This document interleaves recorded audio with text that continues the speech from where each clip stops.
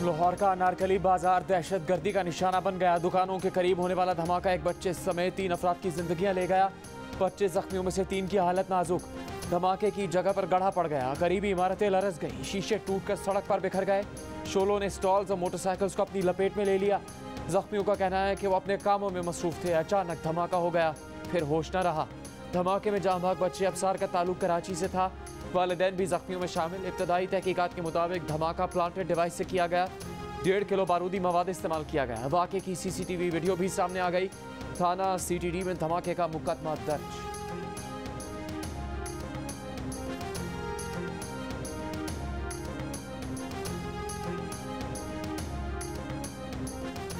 वज़ीर दाखिला शेख रशीद ने कहा है कि कलअदम TTP से सीज फायर खत्म हो चुका। दहशत गर्दी का खतरा था। 5 शहरों से मुतालिक रेड अलर्ट जारी किया हुआ है। लाहौर धमाके में कौन मुलविस है, तहकीकात जारी हैं। वज़ीर आज़म इमरान खान का लाहौर धमाके में कीमती इंसानी जानों के ज़िया पर अफसोस का इजहार। जख्मियों को फौरी तौर पर तिब्बी इमदाद की फराहमी की हिदायत। नून लीग की रहनुमा मरियम नवाज ने कहा कि अनारकली बाजार जैसे पुरहुजूम इलाके में धमाका निहायत तशवीशनाक है।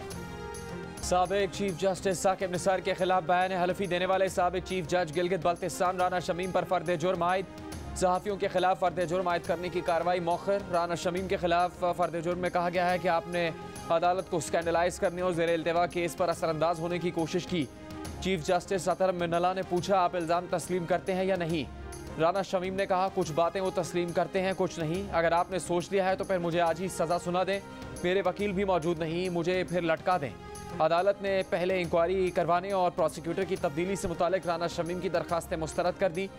राना शमीम ने गुज़श्ता रोज़ साबिक चीफ जस्टिस साकिब निसार पर जरा करने का मुतालबा किया था। कहा था कि वो अपने बयान हलफी पर कायम है। बयान हलफी में साबिक चीफ जज गिलगित बल्तिस्तान ने कहा था कि साबिक चीफ जस्टिस साकिब निसार ने हिदायत दी थी कि नवाज शरीफ और मरियम नवाज को इलेक्शन से पहले जमानत नहीं मिलनी चाहिए।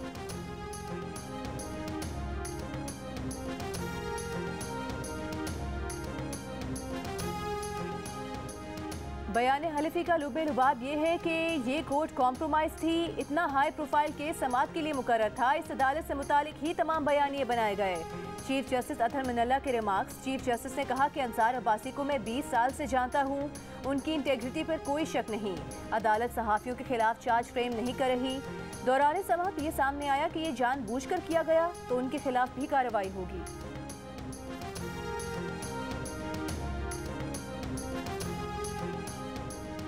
वज़ीर आज़म इमरान खान ने कहा है कि शरीफ फैमिली माफिया की तरह एक्ट कर रही है। मरियम नवाज के केस से पहले बयान हलफी सामने लाया गया।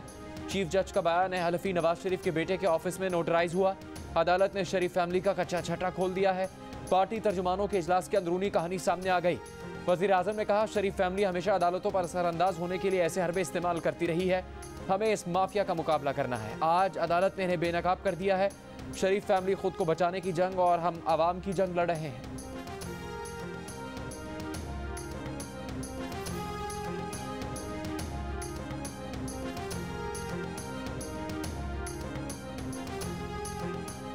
लाहौर धमाके पर पूरा शहर सोगवार और अफसुर्दा है, लेकिन वज़ीर आज़म की बेहिसी और बेदिली उनकी तरजीहात से वाज़ेह है। नून लीग की रहनुमा मरियम नवाज की इमरान खान पर तनकीद। पार्टी तर्जुमानों के इजलास में इमरान खान की गुफ्तगू के मीडिया स्क्रीनशॉट्स भी सोशल मीडिया पर शेयर किए और कहा कि आज लाहौर धमाके में लोग जान से गए और जख्मी भी हुए। अंदाज़ा लगाएं इमरान खान प्रोपेगेंडा सेल में क्या बातें कर रहे हैं। मरियम नवाज ने सवाल उठाया कि इमरान खान शरीफ खानदान के बाद क्या आसान है कि मुतासरीन को मुर्द इल्ज़ाम ठहराएंगे। मरियम नवाज ने इमरान खान के जिस बयान पर तनकीद की है उसमें इमरान खान शरीफ खानदान को माफिया करार दे रहे हैं।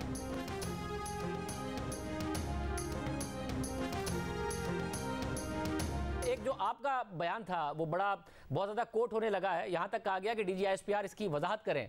आपने कहा कि जो हाथ इमरान खान के सर पर है वो चाहते हैं कि इनके सर पर आ जाए। वो गले पे तो आ सकता है, सर पर नहीं आ सकता। मतलब तो आप गेट नंबर 4 की बात करते हैं, ये पैदावार है, हाथ कहते हैं इमरान खान के सर पर है। कहा गया है, मुझे आज ये कहा गया है कि मैं इसकी तरदीद करूँ, मैं नहीं कर रहा। वफाकी वज़ीर दाखिला शेख रशीद का कहना है कि आज उन्हें कहा गया है कि वो इमरान खान के सर पर हाथ रखने वाले बयान की तरदीद करें, लेकिन उसकी तरदीद नहीं कर रहे। इंटरव्यू की मज़ीद तफसीलात देखिए आज रात 10 बजे प्रोग्राम आज शाहजेब खानजादा के साथ में।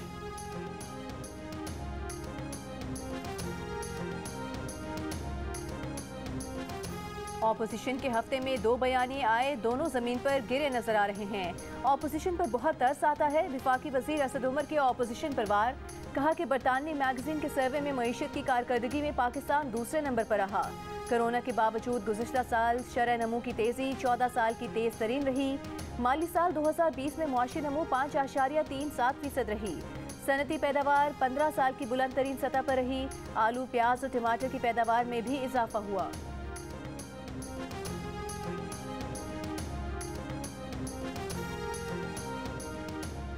ख्वाजा आसिफ को वज़ीर आज़म के बयान पर जरा का हक मिल गया। वज़ीर आज़म ने इल्ज़ामात लगाने पर ख्वाजा आसिफ पर 10 अरब रुपए का हर्जाना दायर किया।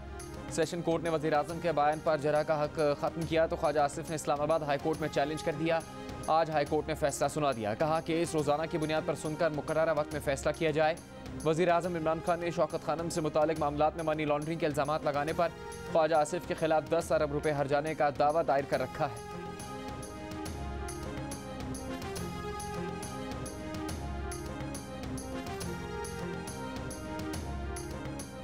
विफाकी वजीर हमाद अजहर ने कहा है कि मईशत को लाहक बहुत सी बीमारियां साबिका हुकूमतों से मिली।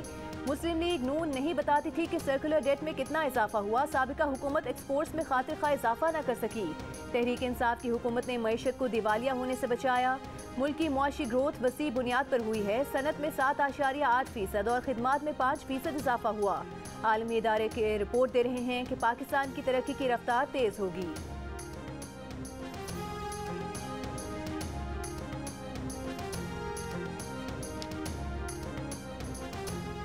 आशियाना रेफरेंस में शहबाज शरीफ के शरीक मुलजिमान बिलाल कदवाई और इम्तियाज़ हैदर की बरियत की दरख्वास्त मुस्तरद। हमजा शहबाज ने नए नैब तरमीमी ऑर्डिनेंस के तहत बरियत की दरख्वास्त वापस ले ली। अदालत ने बयान दिया कि उन्हें यकीन है उनकी मेरिट पर बरियत होगी।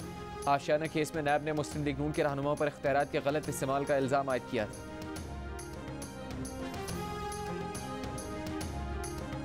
मुल्क की तारीख में 24 घंटों में कोरोना के सबसे ज्यादा 6,800 मरीज सामने आ गए। कराची कोरोना के शिकंजे में मुस्बत केसेस की शरह 41% तक पहुंच गई।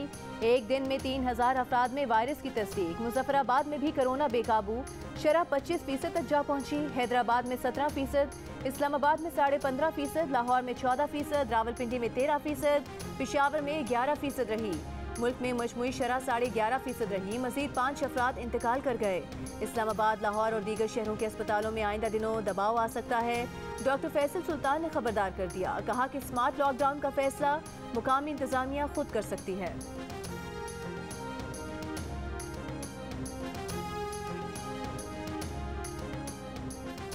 कराची और हैदराबाद में निजी और सरकारी स्कूल्स के लिए अहकाम जारी। 12 साल से कम उम्र तलबा 50% हाजिरी के साथ स्कूल आएंगे। 12 साल से ज़्यादा उम्र के तलबा की मुकम्मल हाजिरी होगी। 12 साल की उम्र के तलबा को वैक्सीन लाजमी लगवानी होगी। कराची का ज़िला शर्की कोरोना का गढ़ बन गया। 20 रोज़ में 10,000 से ज़्यादा नए केसेस। ज़िला मलीर में सबसे कम 1,079 केसेस सामने आए। कोरोना के पेश नज़र पेशावर का इंस्टीट्यूट ऑफ मैनेजमेंट साइंसेज इम्तिहान मुलतवी। तलबा हॉस्टल जल्द खाली करने की हिदायत पर अमल कर रहे हैं। मुल्क भर में कोरोना SOPs के सिर्फ ऐलानात। बाजारों, तालीमी इदारों और ट्रांसपोर्ट में अमल दरामद करवाने वाला कोई नहीं।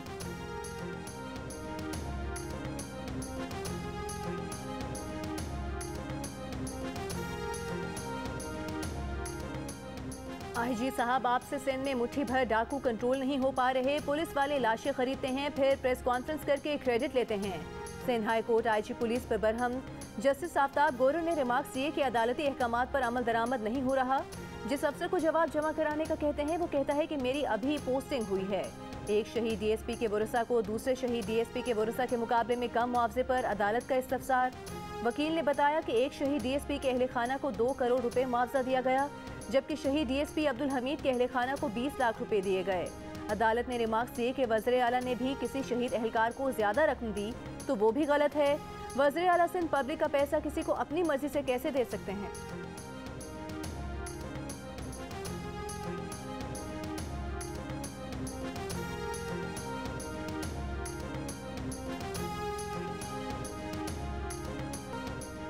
महकमा एंटी करप्शन ने नस्ला टावर केस में मुकदमा दर्ज कर लिया। सिंध बिल्डिंग कंट्रोल अथॉरिटी के साबिक DG मंसूर कादिर काका, इदारे के 10 अफसरान और महकमा मास्टर प्लान के 4 अफसरान नामजद।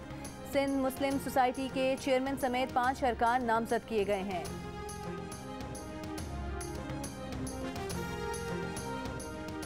पेशावर यूनिवर्सिटी के सरकारी मुलाजमीन से डायरेक्टर फाइनेंस के घर मजदूरी लिए जाने का इंकशाफ। पेशावर टीचर्स एसोसिएशन के सदर जमील चित्राली ने वीडियो सोशल मीडिया पर शेयर कर दी। कहा कि यूनिवर्सिटी मुलाजमीन दफ्तरी औकात में डायरेक्टर फाइनेंस के निजी घर में काम कर रहे थे। जामे की डायरेक्टर फाइनेंस आयशा सलमान ने कहा कि घर के अंदर की वीडियो बनाकर डॉक्टर जमील चित्राली ने 4 दीवारी का तकद्दुस पामाल किया है। इनके खिलाफ दरखास्त दे दी है। यूनिवर्सिटी के मुलाजमीन ने इतवार के रोज घर पर काम किया था। गवर्नर खैबर पख्तूनख्वा ने इंक्वायरी का हुक्म जारी कर दिया। 2 हफ्तों में रिपोर्ट तलब।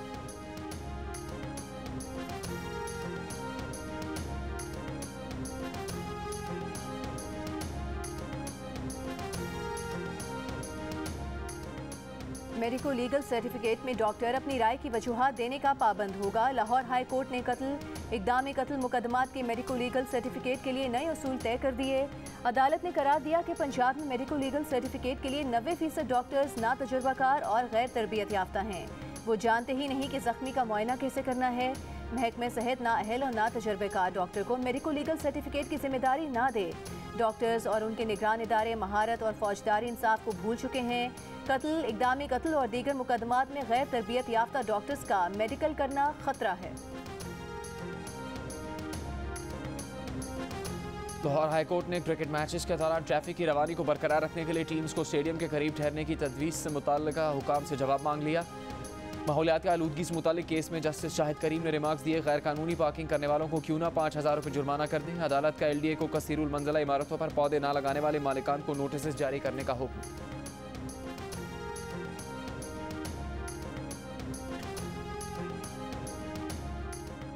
कराची पोर्ट पर आने वाले कंटेनर शिप का स्टीयरिंग टूट गया। जहाज रेत में फंस गया। जहाज निकालने के लिए KPT के 3 टग्स पहुंच गए। जहाज को निकालने की पहली कोशिश नाकाम। मुस्लिम लीग नून की तर्जुमान मरियम औरंगजेब का कोरोना रिलीफ फंड में 40 अरब रुपए की बेज़ाब्तगियों का इल्ज़ाम। कहा कोरोना फंड के 354 अरब में से 40 अरब रुपए विफाक ने खाए। विफाकी काबीना ने अपने ही ऑडिटर जनरल की रिपोर्ट को मुस्तरद किया। कोरोना से मुतालिक फंड्स का हुकूमत ने रिकॉर्ड फराहम नहीं किया। Khyber Pakhtunkhwa corona relief fund का भी रिकॉर्ड नहीं दिया। ऑडिटर जनरल की रिपोर्ट को पब्लिक नहीं किया गया। कोरोना रिलीफ फंड में खैबर पख्तूनख्वा की आवाम का खून निचोड़ा गया।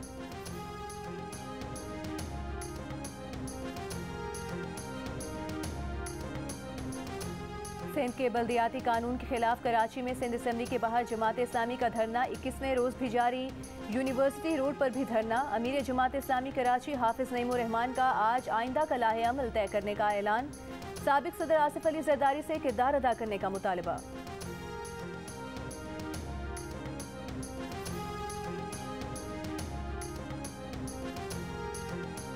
पंजाब हुकूमत का भक्कर, मुल्तान और मियांवाली की रिहायशों के लिए नौकरियों में कोटा बहाल। सुप्रीम कोर्ट ने पसमानदा इलाकों का कोटा ख़त्म करने का लाहौर हाई कोर्ट का फैसला मुअत्तल कर दिया।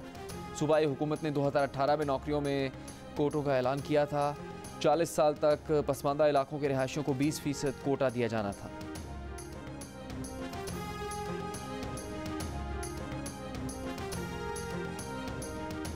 PTI के रहनुमा महर मोहम्मद नवाज फरवाना और महर अली नवाज फरवाना साथियों समेत मुस्लिम लीग काफ में शामिल।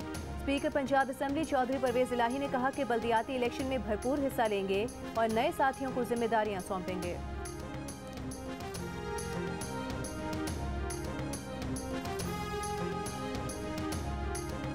उर्दू अदब के मायानाज शायर, मुतरन्निम और अदीब जमीलुद्दीन आली का 97वां यौम पैदाइश। जमीलुद्दीन आली को उर्दू ज़ुबान और अदब के लिए खिदमात पर हुकूमत पाकिस्तान ने 2004 में हिलाल इम्तियाज़ और 191 में सदाती अवार्ड बराए हुस्न कारकर्दगी से भी नवाजा। तुम्हें जो बिलीव करना है तुम करते रहो। हर राह धुंधलाई सी है कि तुम्हारे कॉम्प्लेक्सेस से मेरे नहीं। ये मुझे नहीं मालूम था कि लोगों को इतना पसंद आएगा और लोग इतना प्यार देंगे। आई एम ग्लैड कि मैं इस प्रोजेक्ट का हिस्सा बनी हूँ और कुछ ऐसी चीज़ें होती हैं जो आपके दिल के बहुत करीब होती हैं। रास्ते हुए हैं जो जुदा। ये बहुत ही पुअरली डॉक्यूमेंटेड सब्जेक्ट रहा है हमेशा से, जिस पे किसी ने हमने तो बिल्कुल बात ही नहीं की। मैं बिल्कुल चाहता था कि इसका हिस्सा बनूं, बल्कि मुझे पढ़ के बहुत अच्छा लगा। I know you will steal the show. भीड़ में भी तन्हाई सी है। सबसे ज़्यादा इम्पोर्टेंट जो मेहनत करवाई है वो हाइसम भाई ने करवाई है। तो ये बड़ा जो कैरेक्टर मैंने किया है मेरे बड़े बड़े दिल के करीब है।